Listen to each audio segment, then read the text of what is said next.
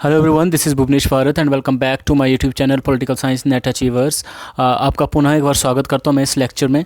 आज मैं एक बहुत इंपॉर्टेंट टॉपिक लेकर आया हूं जो कि एग्ज़ाम के पर्पज़ से बहुत ज़रूरी है। देखिए, कई बार पूछा जाता है कि फंडामेंटल राइट्स जो हमारे जो मौलिक अधिकार हैं, ये देखिए सिटीजन्स और नॉन सिटीजन्स दोनों के लिए हैं। ठीक है, एक तो जो मौलिक अधिकार सारे हैं वो सिटीजन्स के लिए तो हैं ही हैं, लेकिन उनमें से कौन कौन से अधिकार हैं जो केवल सिटीजन्स के लिए हैं और जो बाकी हैं जो बाकी हैं वो सिटीजन्स और नॉन सिटीजन्स दोनों के लिए। ठीक है, तो इस तरह से कई बार हम इस क्वेश्चन में कंफ्यूज भी हो जाते हैं और कई दफ़ा ऐसा क्वेश्चन आता है एग्ज़ाम में। मैंने खुद भी फेस किया हुआ है कि नॉन सिटीजन्स के राइट पूछे गए थे। ठीक है, कि उनका क्या फंडामेंटल राइट बनता है। ठीक है, या ये पूछा जाता है कि इनमें से कौन सा अधिकार जो है वो सिटीजन्स और नॉन सिटीजन्स दोनों को है। ठीक है, तो हमें ये पता होना चाहिए एटलीस्ट कि सिटीजन्स के लिए कौन से मौलिक अधिकार है। ठीक है, बाकी के जो रेस्ट ऑफ जो फंडामेंटल राइट्स हैं वो दोनों के लिए। ठीक है, तो इसमें से बारी बारी हम डिस्कस करेंगे। सबसे पहले देखिए जो सिटीजन्स के लिए हैं, ठीक है, वो आर्टिकल 15, 16, 19, 29, 30 आप लोगों ने सिर्फ इन्हीं को याद रखना है। बाकी के जो भी मौलिक अधिकार है वो दोनों के लिए मान लेने आपने। ठीक है, कि वो सिटीजन्स के लिए भी है और नॉन सिटीजन्स के लिए भी है, मतलब हमारे देश के नागरिकों के लिए भी है और विदेशी नागरिक जो यहाँ पे रहते हैं, ठीक है, उनके लिए भी वो मौलिक अधिकार हैं।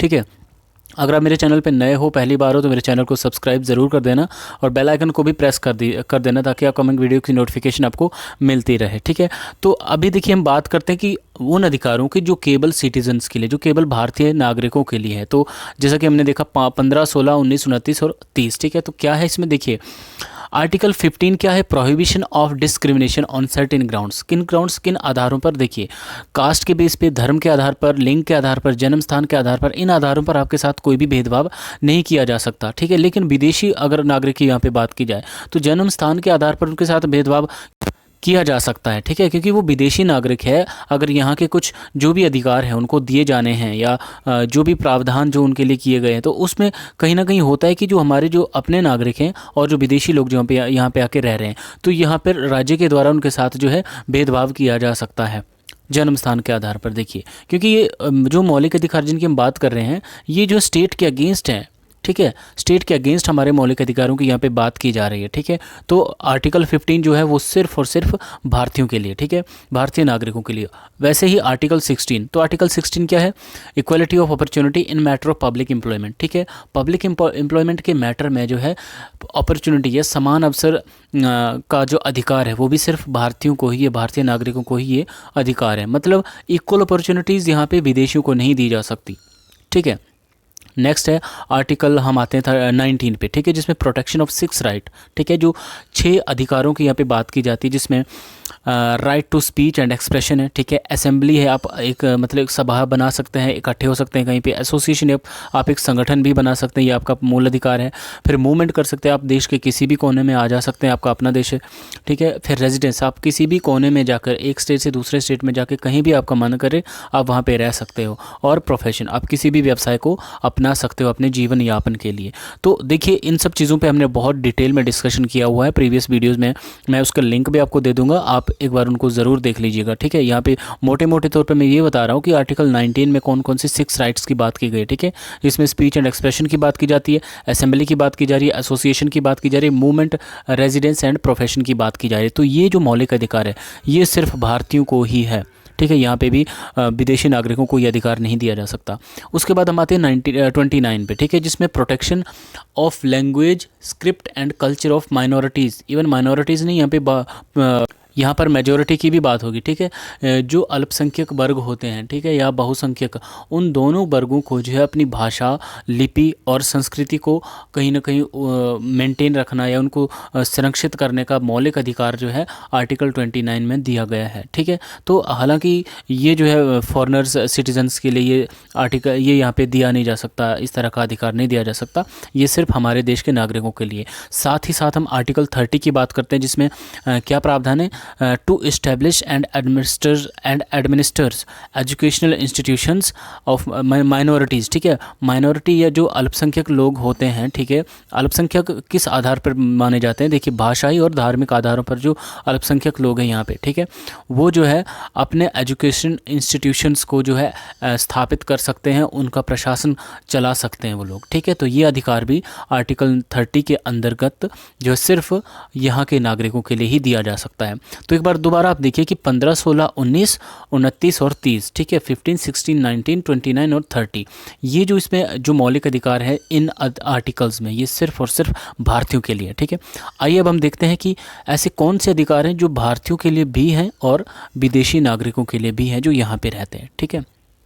नेक्स्ट हम देखते हैं fundamental rights available to both means citizens और नॉन सिटीजन, जो हमारे यहाँ के नागरिक हैं और जो विदेशी लोग जो यहाँ पे रहते हैं, ठीक है, उन दोनों के लिए कौन कौन से फंडामेंटल राइट्स हैं। जैसे कि हमने इससे पहले बात कर ली कि जो नागरिकों के लिए जो मौलिक अधिकार है वो है आर्टिकल जैसे हमने देखा 15, 16, 19 और 29 और 30। अब ये जो आर्टिकल्स हैं ये दोनों के लिए अवेलेबल हैं यहाँ पे, ठीक है। जैसे आर्टिकल 14, ठीक है, equality before law and equal protection of law, ठीक है, कि कानून के समक्ष सभी को समानता का अधिकार है, समान संरक्षण मिलना चाहिए, ठीक है, सभी को समान समझा जाना चाहिए कानून के नज़रिए से, ठीक है। तो ये हमारे देश के नागरिकों के लिए भी और विदेशी जो भी फॉरेनर भी जो अगर कोई यहाँ पे है तो उसको भी ये राइट जो है बनता है, ठीक है।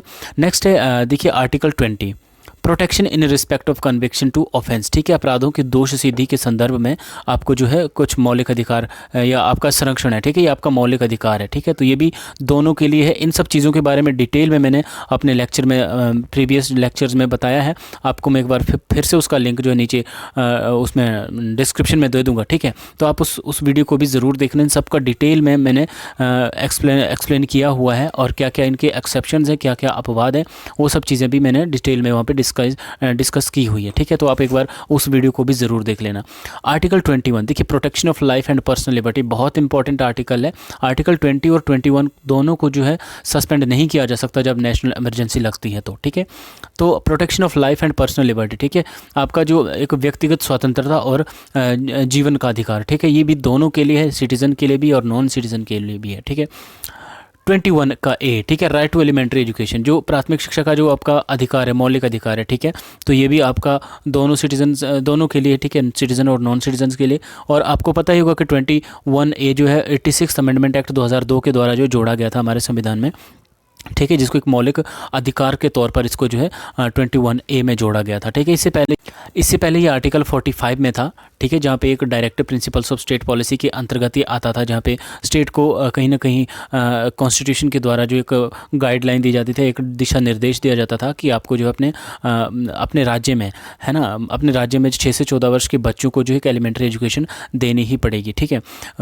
और देखिए इसको जो है एक जब मौलिक अधिकार बनाया गया, ठीक है, तो ऐसा नहीं कि आर्टिकल 45 को चेंज कर दिया गया, उसमें सेम प्रोविज़न है, लेकिन देखिए अब प्रोविज़न वहाँ पे क्या है कि 0 से 6 वर्ष के बच्चों को जो है जो घरेलू है ना, ठीक है, जो डोमेस्टिक एजुकेशन है उसको प्रोवाइड करवाया जाना चाहिए। उसके बाद आर्टिकल 22 की हम बात करते हैं, protection against arrest and detention in certain cases, कुछ विशेष परिस्थितियों में आपकी जो गिरफ्तारी होती है, ठीक है, या जो आपको अरेस्ट किया जाता है, आपको नज़रबंद किया जाता है, उस दौरान आपकी क्या प्रोटेक्शन की जाती है या आपके क्या अधिकार बनते हैं, इसके बारे में आर्टिकल 22 में बात की गई है, जो कि सिटीजन और नॉन सिटीजन दोनों के लिए है, ठीक है। Article 23 prohibition of traffic in human being and forced labour, ठीक है, ये देखिए इसमें क्या है कि ये आपका शोषण के विरुद्ध अधिकार है, ठीक है, जिसमें आपको फोर्सफुली या बालात श्रम, ठीक है, फोर्सफुली आपको किसी भी तरह के कारखाने में या किसी भी प्रकार के श्रम में आपको फोर्सफुली नहीं लगाया जा सकता। डिटेल में हमने ऑलरेडी इसके जो वीडियो में बात की हुई है, आप वो वीडियो ज़रूर देख लीजिए, मैं बार बार आपको कह रहा हूँ। आगे है 24, ठीक है, प्रोहिबिशन ऑफ चाइल्ड लेबर, ठीक है, जो आपका चाइल्ड होते हैं, ठीक है, बच्चे, ठीक है, बाल श्रम जिसको हम कहेंगे, तो कहीं ना कहीं बाल श्रम का यहाँ पे प्रतिरोध है, ठीक है, कि बाल श्रम नहीं किया जा सकता किसी भी कारखाने में। आप एटलीस्ट 14 साल से कम उम्र वाले बच्चों को आप किसी भी कारखाने में आप लेबर में काम पे नहीं लगा सकते, ठीक है।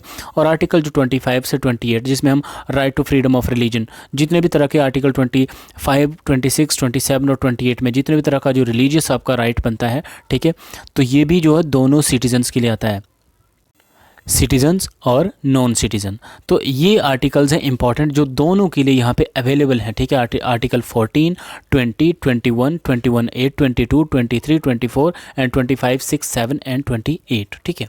तो ये चीज़ आपने याद रखनी है और आप अपने हिसाब से इसका एक निमोनिक्स बना सकते हो या डायग्रामेटिकली फॉर्म में आप लिख सकते हो। फिलहाल आपने क्या करना है, सिर्फ एक चीज़ याद रखनी है कि देखिए इसमें तो ज़्यादा आर्टिकल है, ये मे भी हम ऐसा हो सकता है कि इनको हम भूल सकते हैं, लेकिन एक चीज़ याद रखनी है कि सिटीज़न जो इंडियन सिटीज़न है, सिर्फ वो अधिकार जो सिर्फ और सिर्फ इंडियन सिटीज़न के लिए हैं, वो कौन से हैं? आर्टिकल 15, 16, 19, 29 और 30। ठीक है। तो ये आर्टिकल सिर्फ और सिर्फ इंडियन सिटीजन्स के लिए है। इसका विदेशी सिटीजन्स का इन आर्टिकल्स या इन अधिकारों के साथ कोई लेना देना नहीं है, जो अधिकार आर्टिकल 15, 16, 19, 29 और 30 में दिए गए हैं। ठीक है, तो बाकी आपने इसको ऐसे देख लेना है। तो इतना सा ये टॉपिक था, बहुत इंपॉर्टेंट है एग्ज़ाम के पर्पज़ से, और एग्ज़ाम में भी इस तरह के क्वेश्चन पूछे जाते हैं। ठीक है, नेट के एग्ज़ाम में इस तरह का क्वेश्चन ऑलरेडी आया हुआ था, प्रीवियस ईयर्स क्वेश्चन पेपर में आप उठा के देखिए, आपको ज़रूर ऐसा क्वेश्चन मिल जाएगा। ठीक है, तो आज की वीडियो में इतना ही काफ़ी है। बाकी बाद में हम और वीडियोज़ में बात करेंगे कुछ इंपॉर्टेंट टॉपिक्स के बारे में। तो अगर आप मेरे चैनल पर नए हो तो मेरे चैनल को सब्सक्राइब कर दीजिए, प्रेस बेल आइकन भी, क्योंकि अपकमिंग वीडियोज़ की नोटिफिकेशन आपको मिलती रहे। ठीक है, तो वीडियो आपको कैसा लगा लाइक भी कीजिए और कमेंट में बताइए कि वीडियो आपको कैसा लगा। ठीक है, बाकी आप शेयर कीजिए और अपना प्यार इसी तरह से बनाए रखें। तो thank you so much for this video and thank you so much for watching. ठीक है, थैंक यू।